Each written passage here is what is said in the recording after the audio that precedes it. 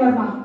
ചിത്രമെടുത്ത് യൂറോപ്യന്മാരുടെ കലയാണെന്ന് സാമാന്യ ജനം വിചാരിച്ചിരുന്ന കാലത്ത് സ്വന്തം ചിത്രങ്ങളിലൂടെ ചിത്രകലയുടെ ഉന്നമനത്തിനും വഴികളിലെ വേഷവിധാനത്തിലൂടെ സാംസ്കാരിക ഉന്നമനത്തിനും അദ്ദേഹം വഴിതെളിച്ചു.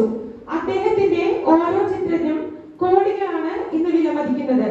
ഹംസദമയന്തി സംവാദം, വീണയേന്തിയ സ്ത്രീ, ഫലമേന്തിയ സ്ത്രീ, ഈ ചിത്രങ്ങൾ നമുക്കൊന്ന് ജീവനുള്ള ചിത്രങ്ങളായി കണ്ടു നോക്കിയാലോ?